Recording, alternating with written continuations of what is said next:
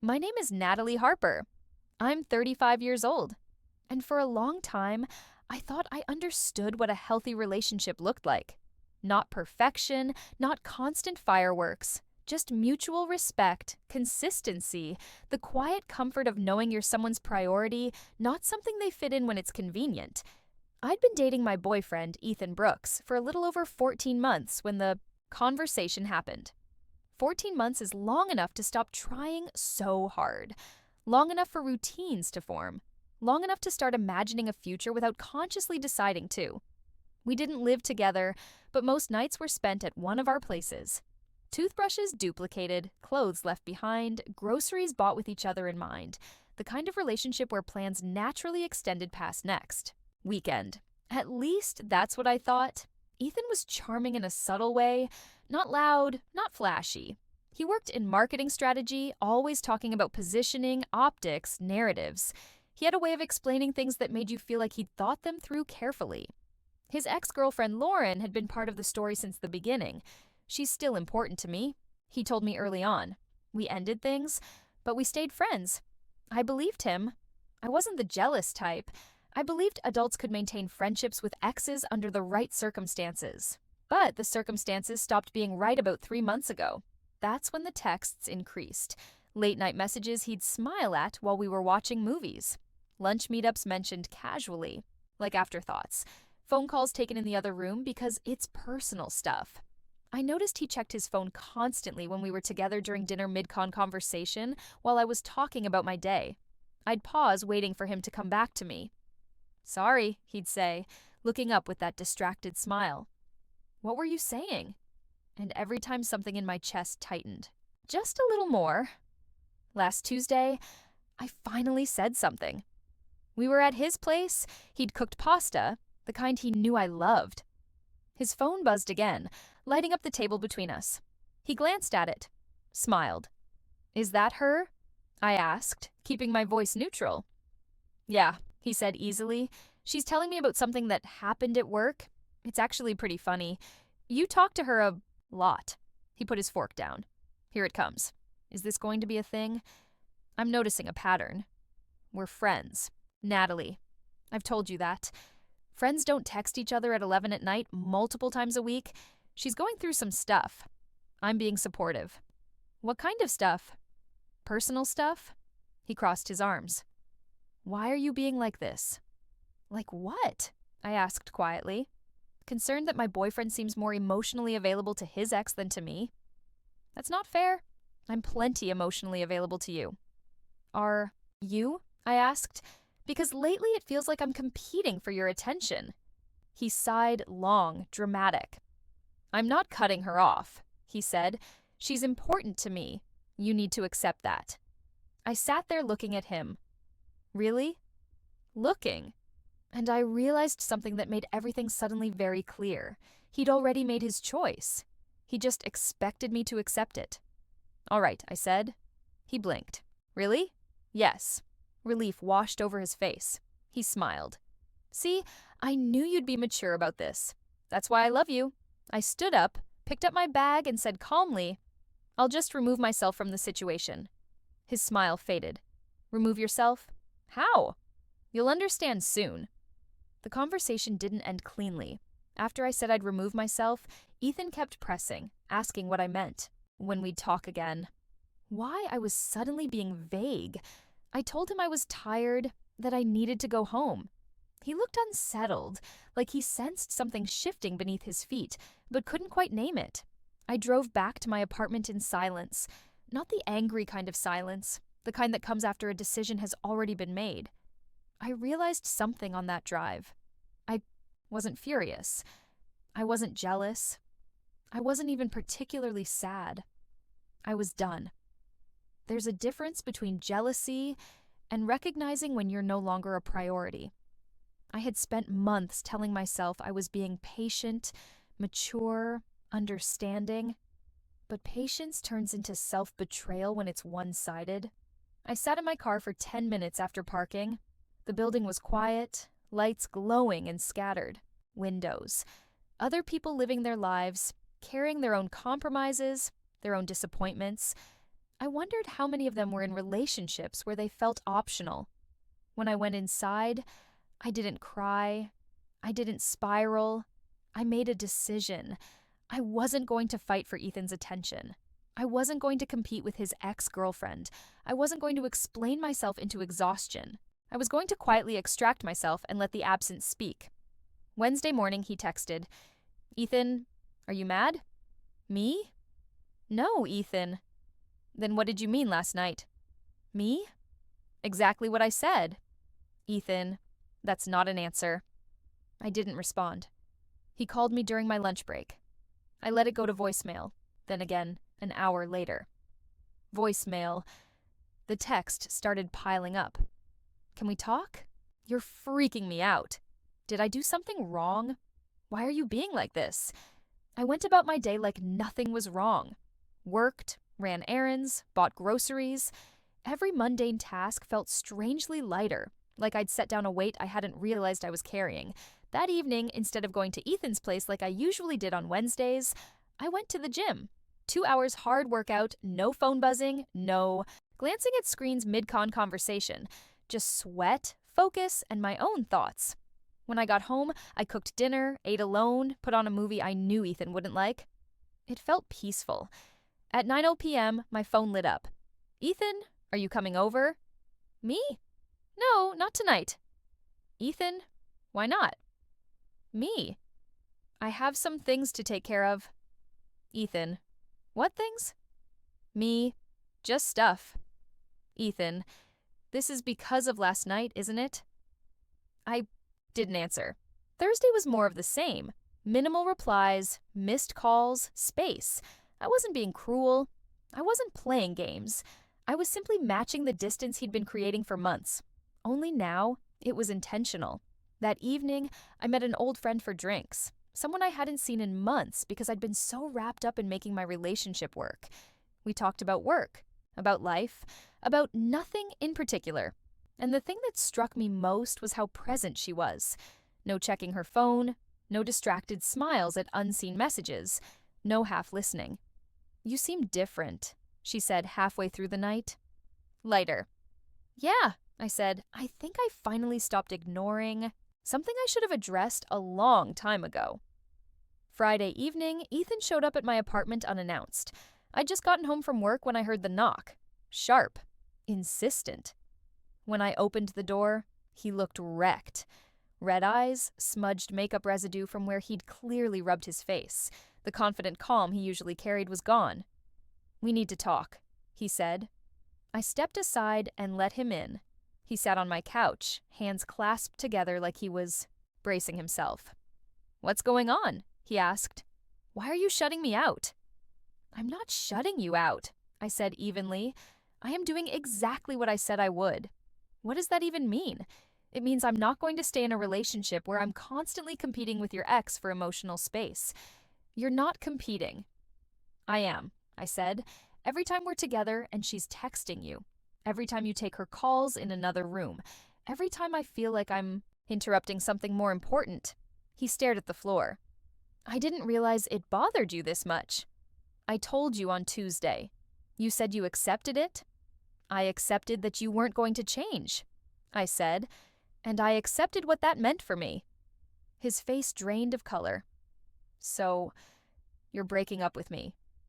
"I'm choosing myself," I said quietly. "You've been choosing her for months. I'm just finally doing the same thing for me." "That's not fair," he said, his voice cracking. "She's just a friend, and I'm the girlfriend who's been patient while you prioritized her feelings over mine." He started crying. "Please don't do this," he said. "I love you. I'll talk to her less. I'll fix it." "That's not what I want." I said, "I want a partner who doesn't need to be asked to prioritize our relationship. I can be that." "You had months to be that," I said. "You didn't." The silence stretched between us. Heavy, unavoidable. "So that's it?" he asked, finally. 14 months, and you're just done. I'm done being second place." He left shortly after. When the door closed behind him, I didn't collapse. I didn't cry. I exhaled. For the first time in months, I felt like I could breathe. The weekend after the breakup was quiet in the way a house feels quiet after someone moves out. Not empty, just rearranged. Ethan didn't disappear immediately. At first, his messages came in waves, like his emotions couldn't decide what shape to take. Friday night, I'm sorry, I didn't understand. Please don't do this. Saturday morning, you're being unfair. I'm allowed to have friends. Saturday night, I miss you. I'll do anything. Then Sunday afternoon, so you're really just throwing us away? I answered a few times, briefly, politely, like I was replying to a coworker, not someone who used to know the exact way I liked my coffee. Me. I'm not throwing anything away. I'm protecting myself. Me. I meant what I said. Me. Please stop messaging me like this. He didn't stop, so I stopped responding. Saturday, I deep cleaned my apartment. It sounds small, almost funny, like scrubbing countertops could change the way my chest had felt for months. But it did something. Every wiped surface was a decision. Every cleared corner was space I was taking back. I found reminders of him everywhere. A hoodie of his folded over. My chair like it belonged there. A spare toothbrush in the cup by my sink. A mug he'd brought over and declared his the first week we started staying at each other's places. I didn't linger over any of it. I boxed the items up carefully, almost clinically, as if I were closing a file after a case was solved. Not because I didn't care, but because I didn't want nostalgia to rewrite reality. Sunday, I went hiking alone. I used to hike all the time before Ethan. Then somewhere along the way, weekends became his schedule, his plans, his Lauren needs something interruptions. The trail was cold and steep. My lungs burned, my legs ached. And with each step, it felt like the knot inside me loosened. At the summit, wind whipping through my hair, I sat on a rock and stared out over the valley. And I felt something I hadn't felt in a long time. Content. Monday morning, I got a call from an unfamiliar number. I let it ring. Out. Then a voicemail appeared. It was a woman's voice. Tight, careful, like she was stepping into something she didn't want to touch. Hey, Natalie, it's Maya. I'm a friend of Ethan's. I heard what happened. Look, I get it, but he's really torn up. He honestly didn't realize how much the situation with Lauren was bothering you. Maybe you should consider giving him another chance. I listened twice, then deleted it. There was something about the message that made my jaw tighten. Not because Maya had called, but because of the implication that Ethan hadn't realized. As if my discomfort was subtle, as if I hadn't been clear, as if the issue was my tone, not his choices. Tuesday afternoon, Ethan sent a long text, a full paragraph. No jokes, no deflection, just a careful attempt to sound like the version of himself I used to trust. He said he'd talked to Lauren. He said he told her they needed to cool it for a while. Less texting, less private calls, more boundaries. He said he did it for us. Then he wrote, "Please reconsider. I'm proving I can prioritize you." I stared at my phone for a long time because that word proving hit like a quiet bell in my mind. He wasn't prioritizing me because he wanted to. He was doing it because he was losing access to me. And that wasn't love. That was damage control. I replied anyway because I needed him to understand one thing clearly with no room for revision. Me? I appreciate the effort, but it doesn't change anything. Me. You shouldn't have to be told to set those boundaries. Me. When I expressed discomfort, you dismissed me and told me to accept it. That's what ended this. He didn't respond for hours. Then, Ethan, people make mistakes. I'm trying to fix mine. Me? I understand, but I've made my decision. That should have been the end. It wasn't. Wednesday evening, my phone rang. Unknown number. I didn't answer at first. Then it rang again immediately, like whoever it was expected me to pick up. Against my better judgment, I answered cautiously. "Hello," a man's voice. Calm, a little too confident. "Hey, this is Ryan." I froze. Ryan, Lauren's ex, Ethan's ex-girlfriend's ex, her shadow. "We need to talk," he said, like he had a right to take up space in my life. I almost laughed. Not because it was funny, because it was absurd. "No, we don't." "Look, he continued. I didn't. No, you and Ethan were having problems because of me. If I'd known, I cut him off. You knew he had a girlfriend, I said. That should have been enough for you to keep appropriate boundaries. We're just friends, he said quickly. I was going through stuff. Friends don't text at 11 at night multiple times a week, I said, my voice steady. Friends don't need calls in other rooms because it's too personal for the partner to hear. Silence. I could almost picture him blinking on the other end, not used to someone refusing to soften their words for his comfort. And honestly, I continued, what you were going through isn't my responsibility. Lauren wanted to stay friends, he said. And you could have said no, I replied. But you didn't because it benefits you to keep her emotionally attached without the commitment of actually being with her. He breathed out sharply like he was about to argue. I didn't let him. Stay away from me, I said. Don't call me again. I don't care what happens between you two. I removed myself from this situation, and I mean it. Then I hung up, blocked the number. And for the first time since Tuesday night, the night Ethan told me to accept his bond with Lauren, I felt something sharper. Then sadness. Clarity. A week passed. Then 2. Ethan's messages slowed, but they didn't stop completely. When they came, they were always late at night. Like regret only found him when the world got quiet. I miss you. My clear throat messed up. Can we please talk? I didn't answer any of them. Instead, I focused on myself. Gym. Work. Friends I had neglected. Books I'd abandoned somewhere in the middle of chapters because my emotional energy had been going to a man who couldn't look up from his phone. Every night before bed, I read for an hour. It felt like reclaiming a part of myself I hadn't realized I'd lost. 3 weeks after the breakup, I met a mutual friend for coffee. She stirred her latte slowly and watched me over the rim of the cup like she was deciding how gently to deliver news. So, she said finally, I heard about you and Ethan. Yeah, she hesitated. Do you want to know something? I didn't really, but I already knew the shape of the truth. I'm guessing you're going to tell me anyway, I said. She nodded, almost apologetic. He's spending a lot of time with her. With Lauren, I said. My friend's eyes flickered. Yeah. I leaned back in my chair, feeling strangely calm.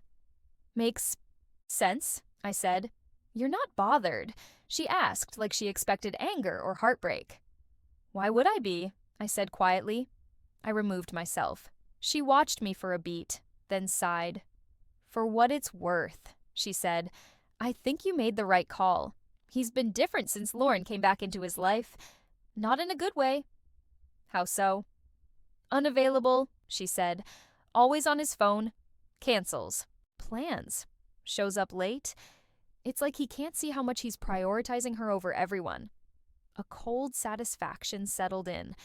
Not because I wanted him to suffer, but because it confirmed something important. This wasn't just my relationship. This was who he was choosing to become. And the scariest part, he probably still didn't think he was doing anything wrong.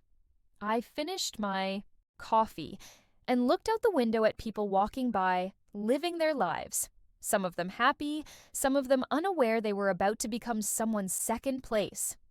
And I thought, Ethan still believed I'd come back. He still believed I'd soften. He didn't understand what my quiet exit meant. Not yet. A month passed, then another half. Time didn't rush, but it moved steadily, like it always does when you stop begging it to slow down. Ethan stopped texting every day. When messages did come, they were short and heavy with regret. I miss you. I should have listened. I keep thinking about what you said. I never replied. Not because I was trying to punish him, but because I had nothing left to say. One Tuesday evening around 8, I was in my kitchen cooking. Dinner, actually enjoying myself, trying a new recipe. Music playing softly, no interruptions. My phone rang. I looked at the screen. Ethan. I stared at his name for a long moment, surprised by how little my chest reacted. No spike of anxiety, no rush of hope, just curiosity. I answered. Hey, he said quietly. Hey, how are you? I'm good, I said honestly. You? A pause long enough to tell me this wasn't a casual check-in. I've been better. I leaned against the counter, listening. I wanted to tell you something, he said. Okay, you were right about everything. I closed my eyes, not in triumph, not in pain, but in acknowledgement. What happened? I asked. He exhaled shakily. Lauren and we tried again after you and I broke up. I didn't react. It lasted about 2 weeks, he continued. And it finally hit me why we broke up in the first place. She's selfish, Natalie. Everything is about her needs, her emotions, her problems. I was so focused on being there for her that I didn't see how one-sided it was. And I'm sorry, I said, and I meant it. That realization isn't easy. It wasn't, he admitted. And the worst part, the moment we started dating again, all that vulnerability disappeared. The late-night calls, the emotional dependence, it stopped. She didn't need my support anymore. She just needed to know she could still have me. Silence filled the line. I thought about you, he said, about how you were always there, stable, supportive, solid, and I mistook that for boring. That happens, I said carefully. Is there any chance, he asked, voice barely above a whisper, that we could try again? I didn't hesitate. No, the word landed cleanly, firm, calm, unmovable. Because of what I did, he asked. Because of what you showed me, I replied. When I told you I was uncomfortable, you dismissed me. You chose your ex over me repeatedly. And you're only calling now because things didn't work out with her. I'm not a backup plan, I said gently. And I won't be treated like one. He went quiet. I really did love you, he said after a moment. Maybe, I said, but you didn't respect me, and without respect, love isn't enough. Another pause. Could we at least be friends? He asked. No, I said softly. That wouldn't be healthy for either of us. I understand, he said, and for the first time, I believed him. I hope you find someone who appreciates you, he added. I appreciate myself now, I said. That's enough. We said goodbye. When I hung up, I didn't feel hollow. I felt finished. I plated my dinner, sat down, and ate while watching a documentary I'd been meaning to see for weeks. Simple, quiet, mine. It's been 3 months since the breakup, and I'm doing well. Better than well, actually. The kind of well that isn't loud or performative, but steady, grounded, real. My life feels like it belongs to me again. I started going out more, not dating right away, just reconnecting. Dinners with friends I'd neglected. Long conversations that didn't involve explaining or justifying how I felt. I picked up a new hobby, rock climbing. It surprised me how quickly it became a ritual. The physical challenge, the focus it demands. There's something deeply therapeutic about staring at a wall and solving it one move at a time. I joined a climbing gym. I go 3 times a week. I've made friends there, real ones, the kind who show up when they say they will. One of them invited me on a group trip next month to an outdoor climbing spot. I said yes immediately. The old version of me would have checked with Ethan first, made sure it didn't conflict with his plans, wondered if he'd feel abandoned or annoyed. The new version of me just said yes because I wanted to go. Through mutual friends, I heard Ethan and Lauren tried dating again twice. Both times. Ended the same way. Some people don't learn until the consequences stack high. Enough that they can't ignore them anymore. According to friends, Ethan's been struggling, coming to terms with the fact that he didn't just lose me, he burned bridges across his life by prioritizing one person who was never truly invested. I don't take pleasure in that, but I don't take responsibility for it either. I've been on a few dates, nothing serious. I'm not rushing. I'm intentional now, clear on what I want, even clearer on what I won't tolerate. Boundaries aren't negotiable anymore. Recently, I met someone new, a man, funny, thoughtful, has his own life, his own interests. We've been on 3 dates so far. What I appreciate most, when we're together, his phone stays face down. He listens. He asks questions and waits for the answers. He mentions his ex occasionally, but always in past tense with clear, unambiguous boundaries. That's what healthy looks like. A friend asked me recently if I regretted how I handled things. We were at a barbecue, a few drinks in, the air warm and buzzing with conversation. "Do you think you should have tried harder?" she asked. "Given him more chances?" I thought about it carefully. "No," I said. "I communicated clearly. He made his choice. I made mine." "That's pretty mature." "It wasn't maturity," I said. "It was self-preservation." Last week I ran into Ethan at a mutual friend's party. It was brief. A polite hello, a quick catch-up, nothing heavy. He looked different, tired, or maybe just older. He asked how I'd been. "Work's good," I said. "I started rock climbing, keeping busy." He told me he'd been in therapy doing some soul-searching, trying to understand his patterns. I told him that was good, and I meant it.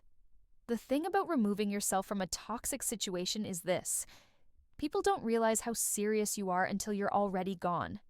Ethan thought I'd bluff, thought I'd fight, beg, chase him, compete for his attention. I didn't. I just stepped back and let him see the consequences of his choices on his own. By the time he may understood what he'd lost, I'd already moved on. That's not revenge. That's cause and effect. Life goes on. I'm building something better now. Something that feels peaceful, intentional, and entirely mine. And when I do let someone in again, they'll know from the beginning. I don't compete for attention. I don't settle for being second place. I don't negotiate my worth. That conversation in Ethan's apartment the night he told me to accept his relationship with his ex was the best thing that could have happened to me. It showed me exactly who he was, and it gave me the clarity to walk away with my head held high. Sometimes the most powerful thing you can do isn't to argue or demand or convince. Sometimes the most powerful thing you can do is remove